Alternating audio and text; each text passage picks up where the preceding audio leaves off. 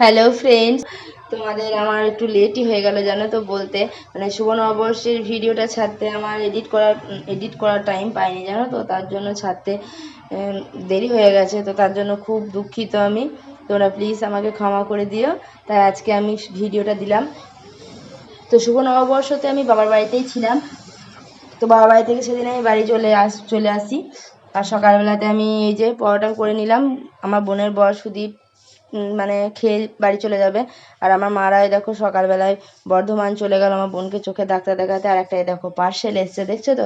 তো কি পার্সেলে কি আছে তোমাদের আমি পরে দেখাবো, ঠিক আছে? এখন আমি রান্না বান্না সারছি, মা নেই বুঝতেই পারছো, সব চাপটা আমার উপরে এখন।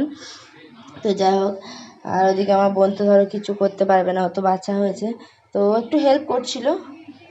আর আজকে বাচ্চাটাও জ্বলাচ্ছিল খুবই জানো তো, বারবার পটি করছে, হিসু করছে। তো যাই হোক, আমি এদিকে রান্না বসিয়ে দিয়েছি। এই যে মশলা টশলা সব বাটা হয়ে গেছে। তো রান্না করতে করতে আমার বোন বললো চ খুলি একবার এটা দেখি কেমন এসছে। তো এটা কি জিনিস তোমরা দেখো। গুঞ্জা বলছে আমি দেখাবো মা বন্ধুদের। আচ্ছা তুই দেখা তাহলে। তার জন্য গুঞ্জা খুলছে, কিন্তু ও কি খুলতে পারে বলো?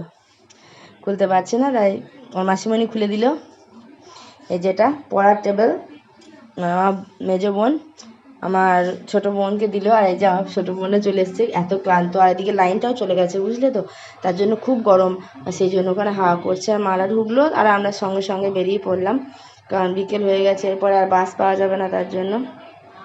আর কালকে সকালে গুঞ্জা স্কুল আছে, তো স্কুলে যাবে গুঞ্জা। আর টিউশনও আছে ধরো, পড়াতে হবে। তাই আমি আজকে বিকালেই চলে এলাম, তাহলে দুই কাজই বজায় থাকবে। আর এদিকে জেঠিমাদের সঙ্গে বাস স্ট্যান্ডে দেখা হয়ে গেল, জেঠিমা আর ছোটো বৌদির সঙ্গে। তো চলো, এই দেখো বাস আসছে, তারা চলে যায়। দেখো বাড়ি চলে এসেছি, এত পরিমাণে গরম লেগেছে। গুঞ্জা তো জামা টামা সব খুলে দিয়েছে, দিয়ে বসে বসে টিভি দেখছে ওঠা। আর সন্ধ্যেবেলায় তো জানো রবিবার দিন আমি কাকাদের বাড়ি যাই, তো কাকাদের বাড়ি যাওয়ার পর এই যে অভিনন্দন গেলাম। গুঞ্জার একটা সাদা রঙের স্কুল ড্রেস নিলাম আর একটা প্যান্ট নিলাম। তো নেওয়ার পরে আজকে খাতা ফিরানো ছিল নববর্ষের, তো 3টে দোকানে ছিল, সেখান থেকে মিষ্টি নিয়ে এসেছি। আর রাত্রিরে আজকে খাবার বানাতে হবে, ধরো বাড়িতে ছিলাম না সকাল থেকে। এই যে আলু চচ্চড়ি করবো আর আটা রুটি করবো, তাহলেই হবে।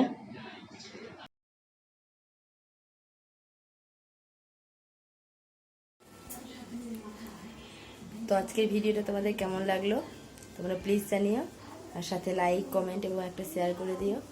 আজকের মতো টাটা, আবার দেখা হচ্ছে অন্যদিন।